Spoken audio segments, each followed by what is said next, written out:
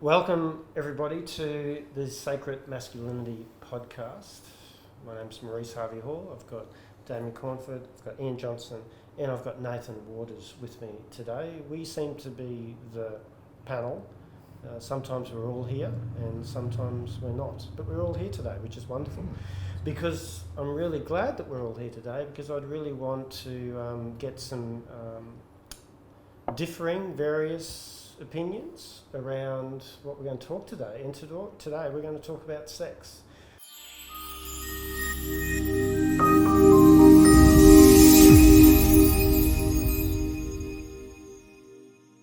And sex in pretty much, I guess, a different perspective, because here we are talking about sacred masculinity. We're talking about a sense of divineness that sits within the male form. And, you know, where there's sacred masculinity, divine masculinity, there's also the other form of it, which we are very much well aware of and we're trying to get away from, or at least by acknowledging, is toxic masculinity. Okay, and I guess the reason why I want to bring this up today is that a lot of us are law of one nuts, and pardon the pun, if you've got any burning desires, let's just get them all out there, okay? Depends if you've still got yours or your ex-wife's got it. No.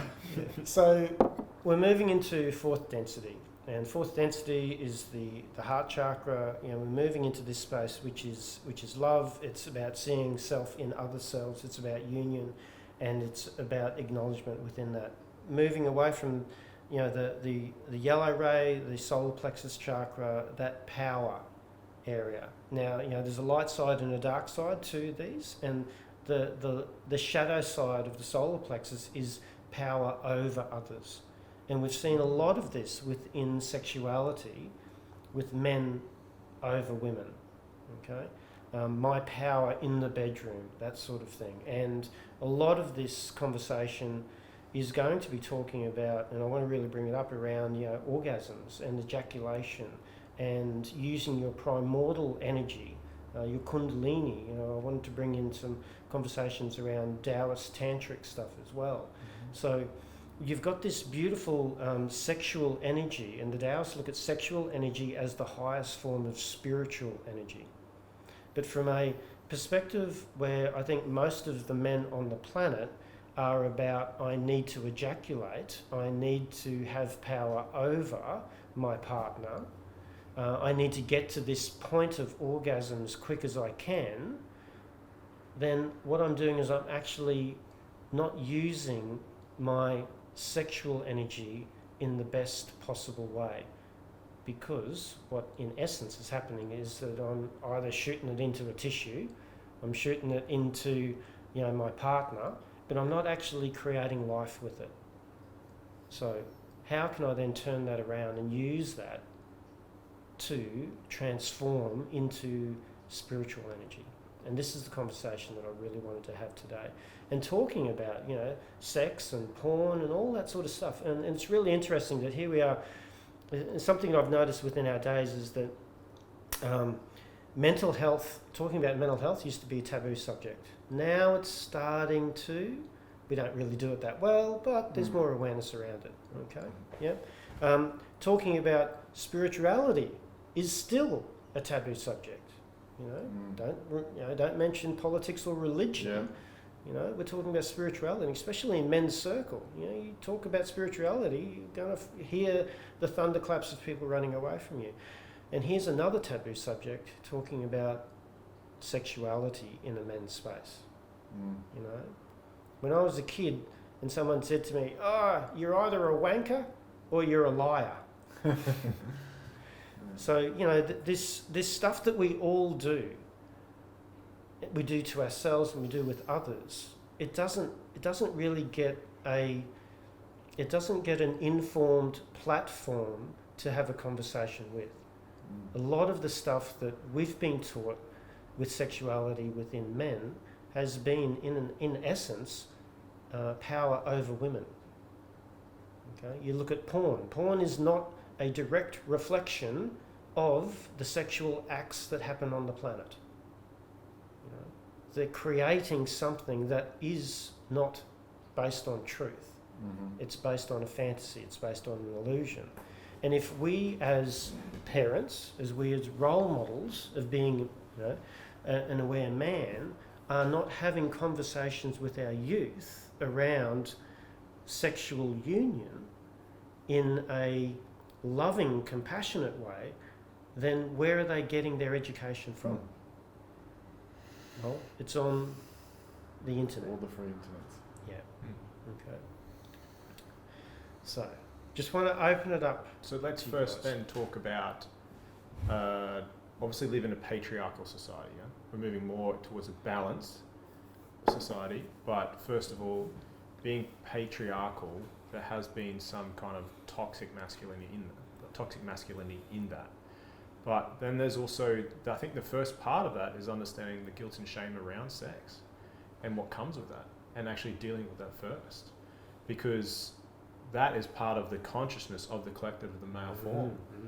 And that's the first thing that comes up when you start dealing with having conscious sex or conscious coupling, is this shame and guilt around masturbation, around having sex, Also in religion, like having sex before you're married, like all these kind of different taboo kind of subjects that come up.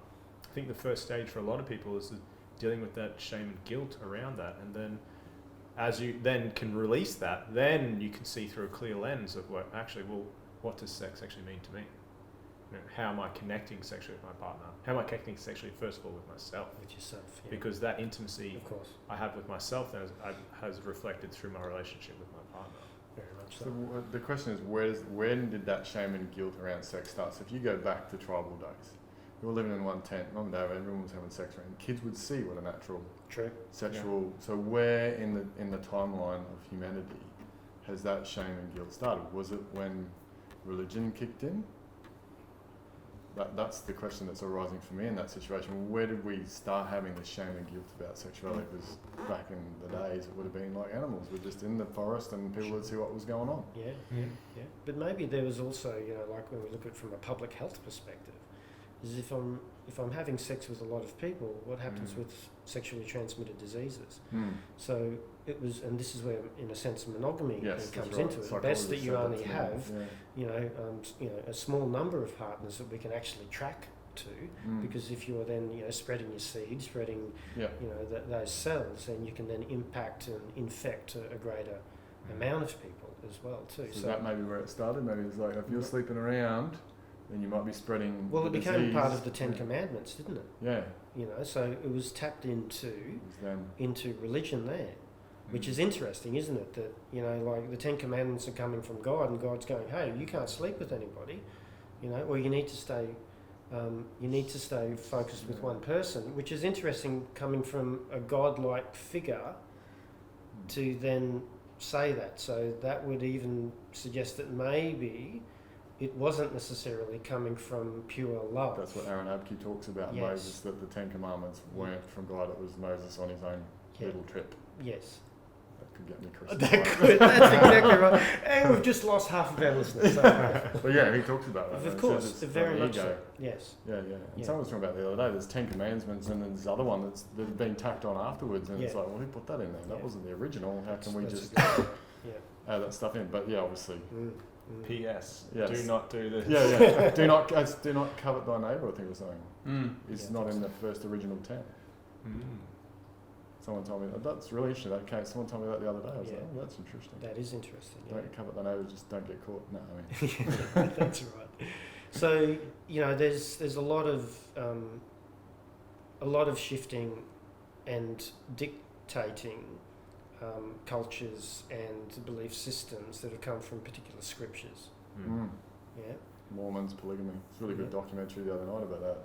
Sean McAuliffe did it. Yep. And he looked at the original Book of Mormons and it said, you shall be monogamous or you will have nothing. And then someone went, oh no, we'll just change that, because the laws to make Utah a state, they had to abolish polygamy. And so there's been back and forward. So there's all these little breakaway Mormons even. So, so it creates this dichotomy of all sorts of stuff all over the world. But then even, the thought of masturbation, like stop it or you'll go blind. Now, from a Taoist text, there's three types of qi.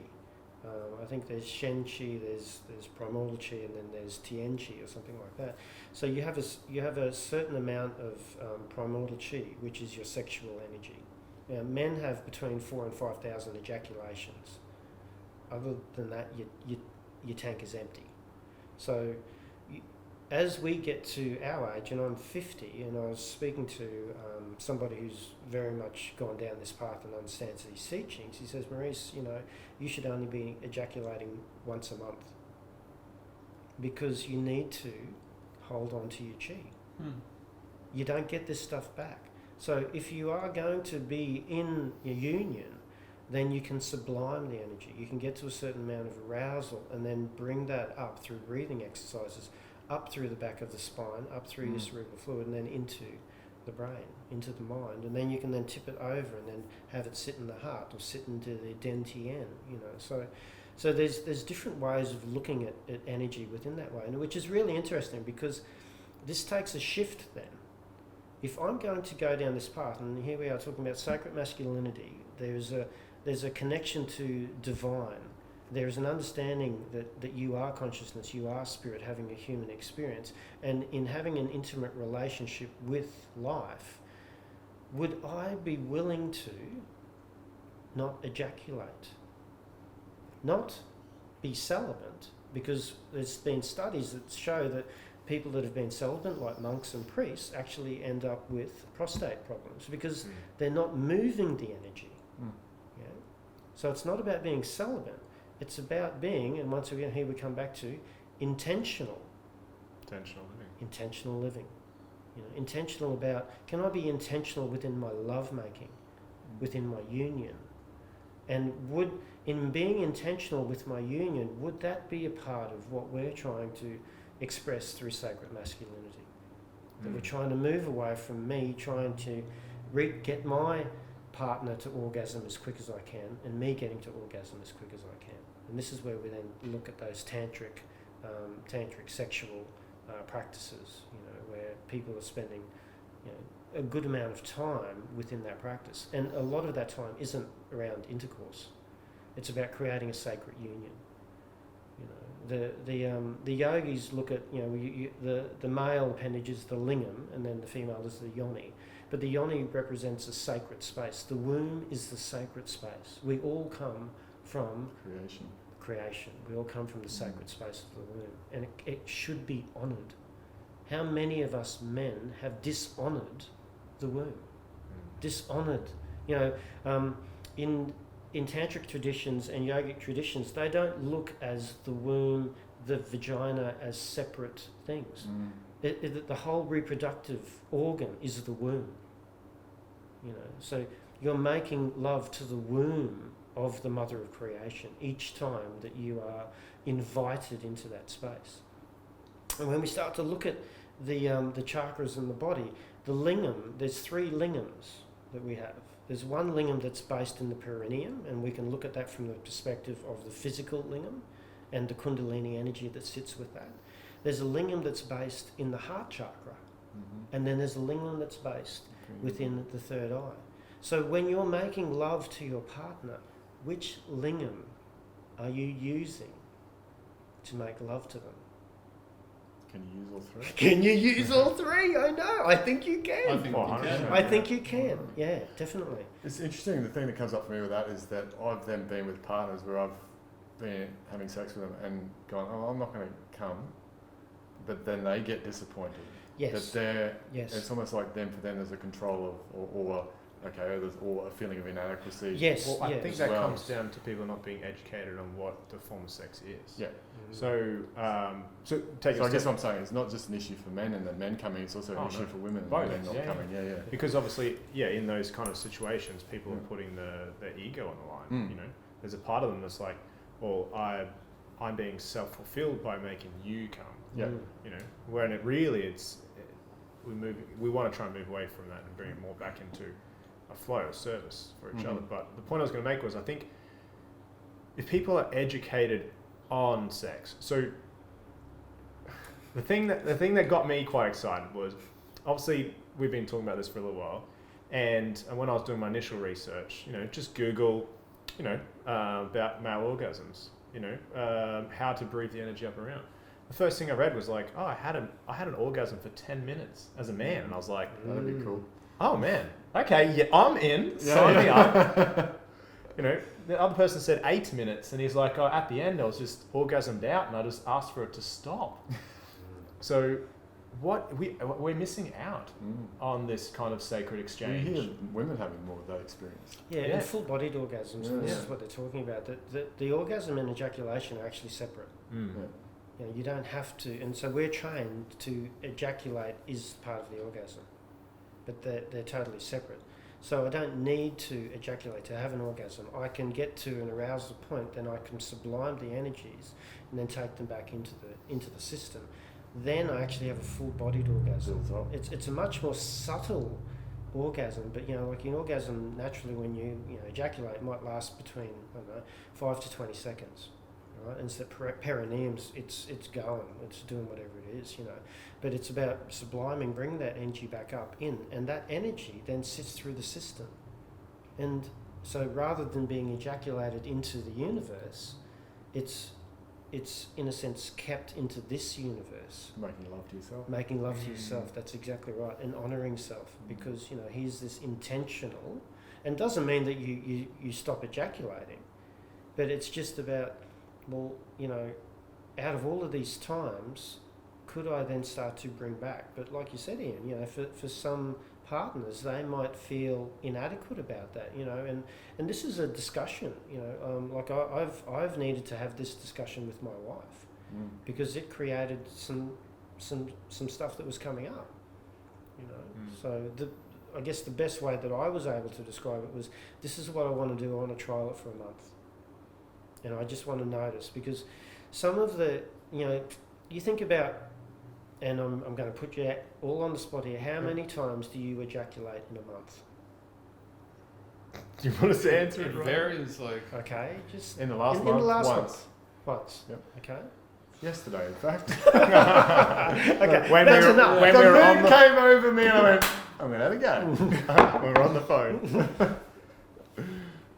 many times. I couldn't put a number on it. Can I ask a caveat? With yourself and your partner? Just my partner. Yeah. Many Okay. times. Yeah. I wouldn't. Maybe a dozen. I don't know. Over 50. We knew that was coming from you. You're pretty open about So- that stuff. All right, so even that. We haven't right? got you for long then, have we, mate? No, I did the calculations actually. I lived to about 83, so I'm good. Is that Fuck, the well, I'm death going to of a live to person? 200 then. What's that? Is it the death of a person or just the death of that Just system? the ability to have a Yeah. system. I think I'll just, you can't get it. Just count down the days. I worked out I've got about 18,763 days left if I keep going on this rate. So, will I just play it out, or should I live a bit longer?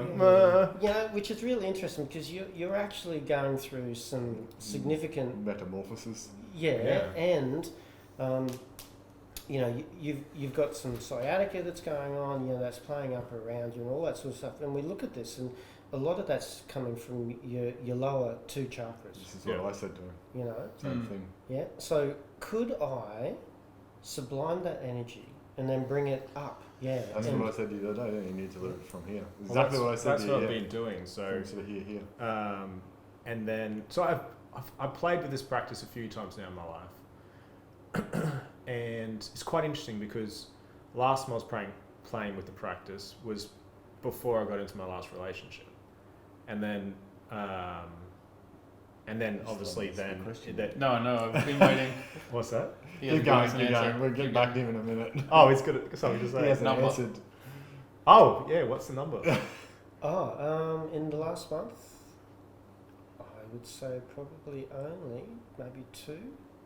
Yeah. Wow. 3 at max. But I've been subliming Keep maybe for going. the last 3 weeks. Yeah. That's good. Yeah. So I really did notice actually the level of intimacy inside myself really shifts, and the dialogue with myself changes as well. Obviously, then I got into my last relationship. We played around with it a little bit, and you go down those kind of old tracks a little bit as well. And then getting back into the practice now, it's it really does shift something inside of you. So I do notice that obviously then when I'm breathing the energies up, like even now I'm actually sweating. I can feel like Yes. I can feel the heat come on. Yes. Even just talking about it, Yes. and it's like burning Yes. in my You're base getting chakra. aroused. Yes. Oh, hang on, maybe this. So and then there's a shift. I can feel it move through me. So it's very interesting because obviously I've done a lot of Kriya yoga practice, and with my Kriya yoga practice before, it's very similar. The only thing that's different is you move through each chakra with just a slowness, just a grace, and you just with each one.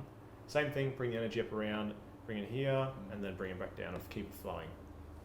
And I noticed through doing that, through those states of just doing that, and at some stages I was doing like 4 or 5 hours a day, my internal happiness dialogue was just like gone from here to here. Like people would walk up to me sometimes, be like, "What the fuck are you so happy?" "Oh," be like, "You feel like Buddha." Like seriously, I had people come and say that to me, and I was like, "You don't look like Buddha." "No, I know that. This is Buddha." I'd be like, "Oh, okay, thanks." But it was just like, I think it was just because they could feel the energy that was you were just giving it off, shoot and they through wanted them. it. Yeah. They wanted to be part of that. Yeah. So,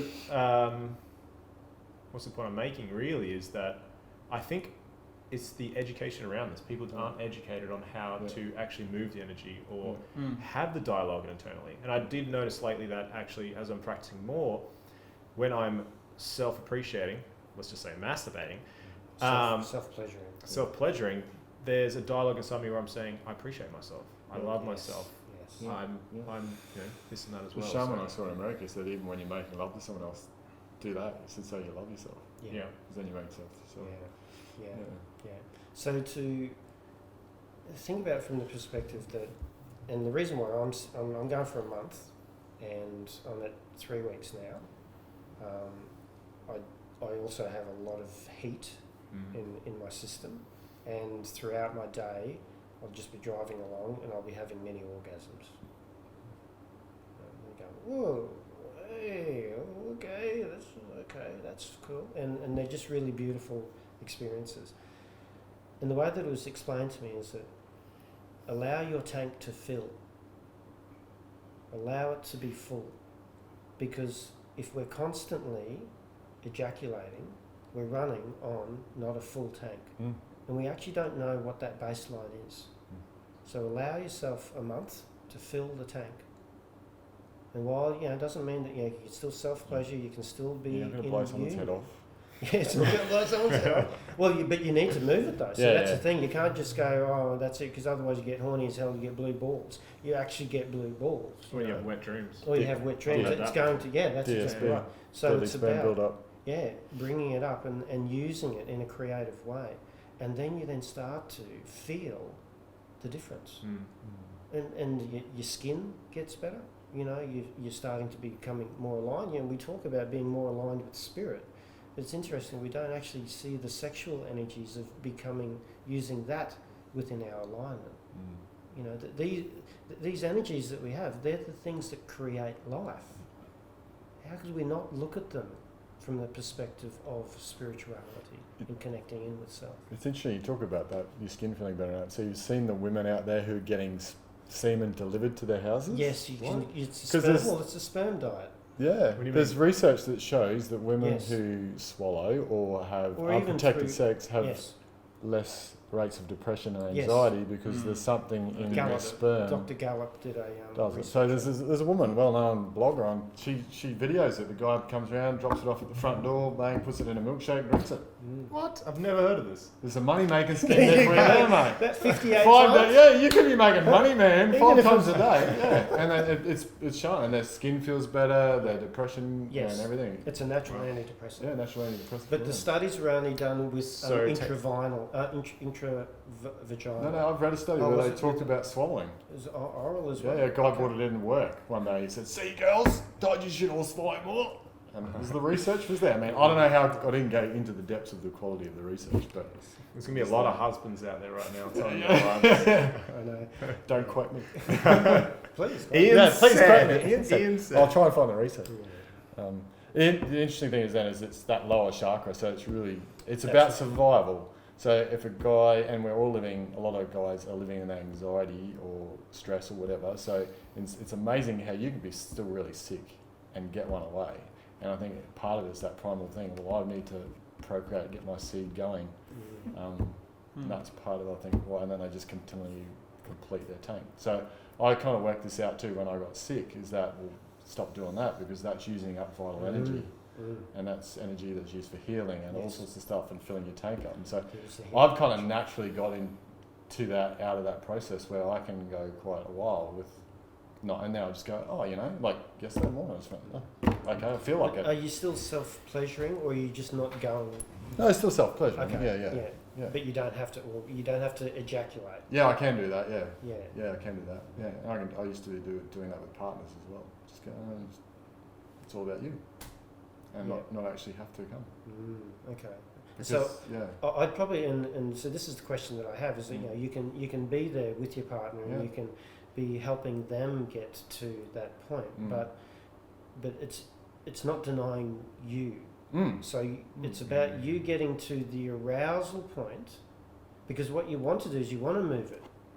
Otherwise, we can be there and go, oh, look, I helped, my partner reach orgasm, and that was a loving union. But it's about you pleasuring self, getting yourself to that arousal point where you can then sublime that energy and then be with. And once again, it's not about that I have to continue to thrust until someone comes to orgasm. You know, it's this process of just being with. You might spend the first 15, 20 minutes just syncing your breath. Looking at each other. Like that is that's using the lingam within the heart. So to understand that these particular types of lingams come in different areas, and union and the sexual union of the sexual nature isn't about you sticking your dick in someone's pussy. Well, I think that kind of comes naturally as well for a lot of people. So it's like, no, not for men. No. So I was, and I'll say, speaking from my own experience, is that I actually have difficulty having intercourse, sex, whatever you want to call it, with a woman if I don't have an emotional connection. And my father was the same. So I can't just, I've tried the one night stand, and it just doesn't work for me. I feel terrible. I don't know why. And it's a real emotional thing. But I think a lot of guys, it's just getting their end away, getting their dick wet. It is. And it's to feel good, to get sleep. Yes. All that sort of stuff, to get their endorphin kick. There's also, I think, a shadow side to that, which is like self-shaming, self-detrimental. It's kind of like you're going... Oh, for those guys or for the guy? Yeah. So there's like a shadow aspect to it where they're just, it's like a detriment to themselves. They go out and do that. Because I've had mates say to me, why don't you just go get it read? I'm like, no, that just does not sit with me. And then I'm not only in that union, I'm giving away my energy, and in that transfer, I'm picking up whatever they've got, and and they're saying, well, I read stuff like, as soon as that person's cells in your body, it's there for 7 years. So you've got, if we're talking about not just energy, it's cells that you're taking in. So they're taking, and that's why sometimes departing from someone can take a while, because they're actually physically still with you in terms of your body is ingesting part of their cells, saliva, whatever it is. So that's another reason. Another reason when you do go back to what I talked about breakups, it can take a while because the person literally is in your system until you shed them. So creating a union like that can be quite. I've never liked it. I don't know. I'm glad that that's been that way for me. I just can't do it. I mean, I have done it, probably with a skin full of piss in me, but I think it was maybe because all of us just looking for that deeper, intimate connection. And that's why we're here, is because amongst us. Outside of having beers on a Friday afternoon, we're here having conversations. You wouldn't believe I'm driving here this afternoon. It's funny you say that. I'm going here and go, you know what? I used to look forward to going to the pub like I look forward to going to this now. I was literally driving here and going, remember the days when you used to go to pub and you're really excited? This is this feeling now. I'm going to go to talk to these three guys about this stuff. And that's the excitement. It was really interesting. Epiphany I had when I was driving here. I mean, how cool is that? I don't have to get, In the I don't have to get blind. disclosure, I am going To the pub. Actually, I'm supposed to be too, but I'm not drinking. the best of both worlds, so sorry. That's Well, all. take this conversation with you. Oh, Yeah. I'll see if I can put it on the internet. Yeah. And you can replay Actually, it. last time, it's a Christmas party, but last time I remember a kind of conversation like this coming up, except it was about a guy having a conquest, 2 females at one time, and high fives sort of thing. So it was slightly different. A slightly different perspective. Slightly Yeah, different yeah. perspective. Just a little bit of Okay, contrast. yeah, Mm. maybe there's some. So now we'll add a little bit more to that. Yeah. Well, I'm learning lots today. Yeah. Mm. We've got 15. We've still got time. What else? Where are we going now? I mean, it's like interesting that conversation we had with those girls the other night Which at girls? the pub at the quarterdeck. Like that was a blowout mind conversation for me. It's not often to sit there. And I think it was your energy. The My stuff that was energy. coming out. Yeah, the stuff I was like, wow, these girls. Well, they were pretty drunk too. But yeah, the stuff was coming out. Like, you don't often have these conversations. I just want to add part of this conversation in terms of we talked about at the beginning where he said spirituality, taboo. Some of these subjects that we've like spirituality for me since the age of 16, 17, and every other topic has not been taboo in essence for me. Sure. Sort of been part of my normals. This subject is taboo. Sex. Has always been the taboo subject that has never been spoken about. This is the most taboo subject I think I've come across in my realms. So it's bizarre. That is bizarre, and I'm really glad that that's the case because, a bit of self-disclosure here. Each time you come to these things, Nathan's just so calm about everything. I think, does anything faze this guy? No. Is there anything that this guy hasn't allowed to, Just watch ruffle his over. feathers or anything like that? So it's really interesting Mm. that is the case. Mm. Okay. I haven't got a lot of history with this, so I don't have any wisdom except for my own experience. So, Mm. and it's purely my own Yes. learning and experience. So Mm. it's quite interesting looking at my experiences and interpreting everything you're saying. Yeah, it's interesting. I've got quite a few, well, not so much now, but I used to hang out with a lot of homosexual people. And sexuality was discussed a lot more amongst them. It was a lot more open, which was really interesting. So, kind of, for me, that really opened up. Like, we can just talk about, they come out and whack their dildos on the table and party and stuff. And just say, oh, right, really different to that other See, I've been there too, but in a heterosexual way. no, homosexual. Yeah, they're really open to it. I think back in the it's day in the like- rave scene, and when I moved away, I lived with some gay blokes, and they were very open. And Very honest overt, about it. yeah. So I think But that's it's part of still- that. It wasn't that spiritual, No, that energy no, side agreed. of It it. was still No. very It was like, masculine, get your end away from promiscuity. So I'm really interested in exploring more So about what the is heart and the. What is the taboo part of it for you? I guess just coming from a religious background and maybe, part of the whole upbringing was you pretty much just don't talk about it. There's the science side of it, this is how you reproduce. Sure. But then as you go through maybe Catholic schools and all those upbringings, you're told, no sex before marriage, all this sort of stuff. Even now one of my sons is being peppered at his girlfriend, no sex before marriage, you'll get cut off if you guys, all this sort of thing. And it's so, it's all still there. It's so taboo. Yeah. And then now, and then thinking about it, what conversations have I had with my children about, and adult children about sex or there's nothing. It's sort of, this is interesting. I'm bringing them into a spiritual world. I'm bringing them into all these other facets, which is quite easy and open for me. But this is something that we haven't talked about. This is really bizarre. And it's not brought up in school. It's not brought up. Not in this family fashion. stuff. This like my this is daughters a great and I subject. don't really talk about it. I want to explore this heaps now. Your boys are gonna be like, "Where'd this come from, Dad?" What are these new books in the bookshelf? I remember the first conversation my dad had with me, and it was like, we're out on the farm, we're changing You're looking at the animals, weren't you? The It was cows. a sugarcane farm, Oh, okay. and we're changing the cups and the fluming, or the water Whatever passes. they are. Yeah. Whatever. I think that's sexual. Yeah, it's like, cups in the you're talking foot. dirty to us. And he literally just goes, "So you masturbate?" And I'm like, this has caught me totally off guard. There's no lead up to this. I'm like, Yes. How he was. What's the right answer? Well, he knows the answer now. Yeah. Get that the was blue light out, Dad. You'll find it everywhere. I think my response was like, Dad, we can't talk about this. Like, Yeah. I don't, Yeah.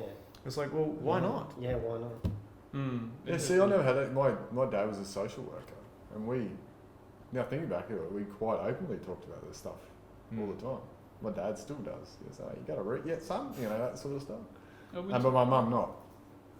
Yeah, it's completely, I guess there's talk, but then there's talk, potentially. Like, obviously, you sound like you had a very good granny. I mean, we joke and talk to it was each the other in some joking talk. respects It all was the time. never deep and meaningful. But I don't know if the spiritual, like, Yeah. so at a point now where I'm definitely looking for connection all the time. That's what I've craved in a lot of ways. I love it. Talk about it consistently. But yeah, having, experienced myself, the loving connection, the union between myself and my wife, and at different times, in energy blowing at my brain into the universe. We felt it last Friday. It's incredible, what you can achieve, like in those moments, I guess. But I've not sat there and then worked on, what you were saying, the subliming, and so, it'll be interesting. But I've always been interested in the tantric and the yogis and the sort of thing. Yeah. So I'm getting some coaching of a guy called Nick Warner. He's in Berlin, but he's an Aussie guy from Melbourne.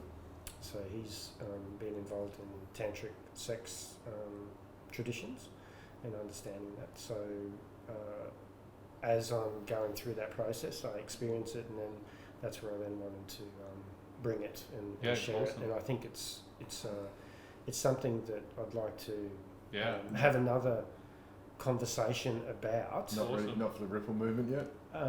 No, I think sacred masculinity definitely, but that might be about 3 months down the track. Yeah. But I just wanted to introduce it because there's probably another 2 or 3 conversations, and I'm just mindful of the time. But I'd probably like to. This can be part 1. Yeah. Definitely, because it can open up a lot more stuff, and there's still the concept of porn that I'd really like to introduce as well, but that's going to... I mean, I've heard of what you're talking about, but never really delved into it, Yeah. and that's great that's coming up too. As well. Nathan, I'm really intrigued by it, especially with the I have to go and practice now. Yeah, practice all the time. Oh no, I'm definitely a sexual being in a lot of ways.